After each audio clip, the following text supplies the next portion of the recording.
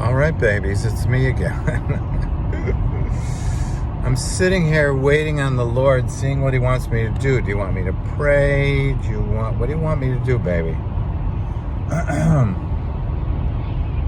And I've got some more things in me to share, so that's why I'm doing this. Now,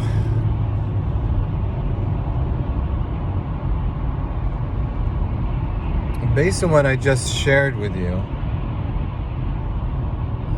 I'm thinking, you might be thinking, okay, if you have that experience, then what next? What's the next step? And so I wanted to explain that to you.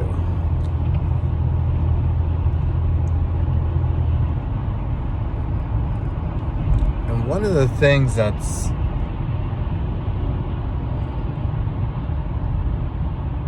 really strong in my heart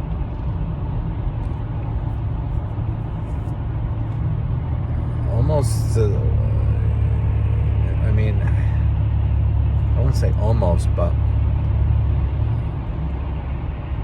it's kind of like a combination of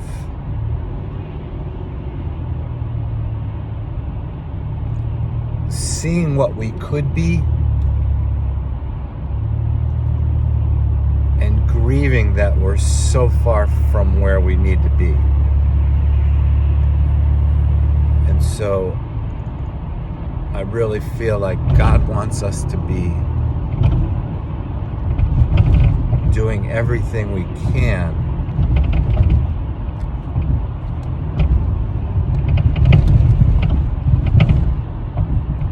to present Jesus in a way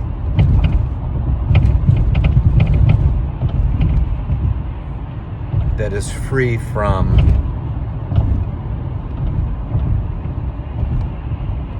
any performance-based kind of behavior. Because I really feel like that's a big piece that limits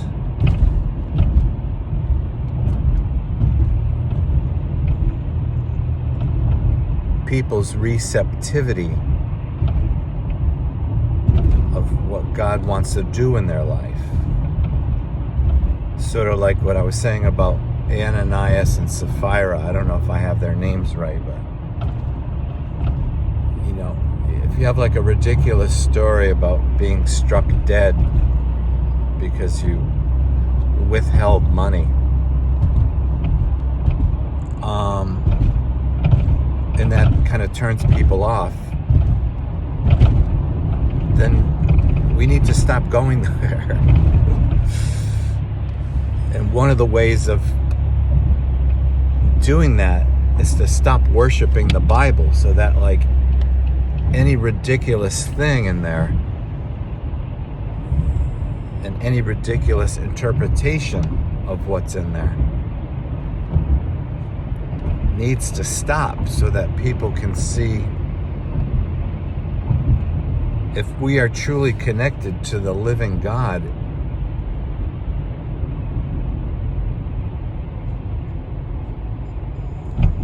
Then there shouldn't be contradictory, implausible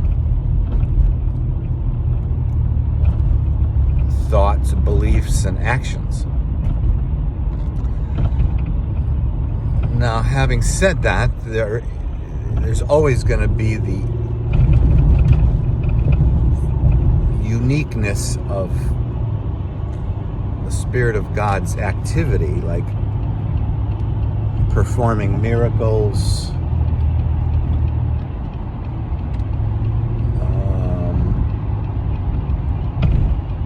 this is always a tricky spot right here.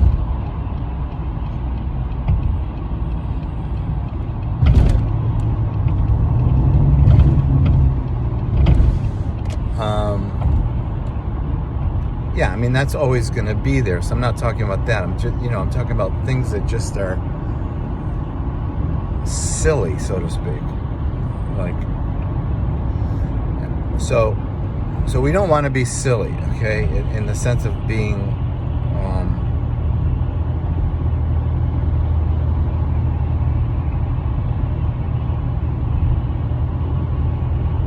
it's really hard to express, right? Because I believe in being silly. You see me, I'm silly.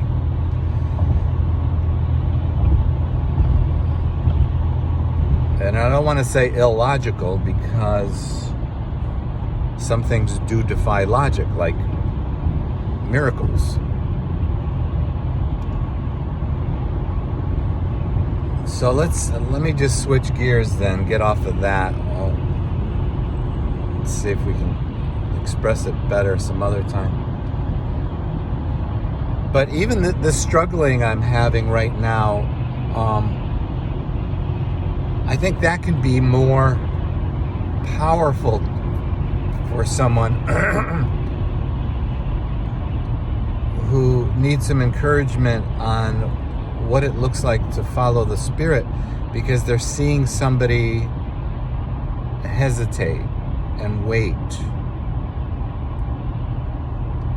and look for the right word from God to express something, instead of repeating these patterned statements from common verses or common interpretations in the Bible. And it's like, yeah, we've heard that before. and because of that patterned, repetitive, familiar, and sometimes just plain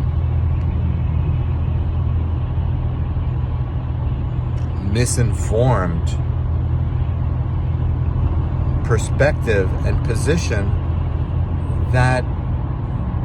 that's the very thing that is in the way of people being transformed. When people are so invested in it and they think like they gotta try even harder to do what they're doing so that God's Spirit will be received, and they don't realize they're the biggest impediment to it. So sometimes it's better just not to say anything. And that's kind of what I'm looking for, like in the church I'm going to.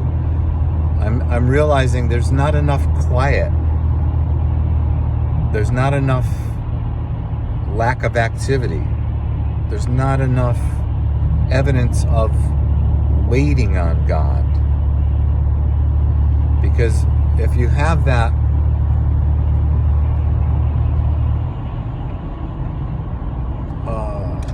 slowness to speak and act, then that's where you give God the opportunity to lead you in a new way, to do something maybe you've never done before that is going to bless someone very uniquely.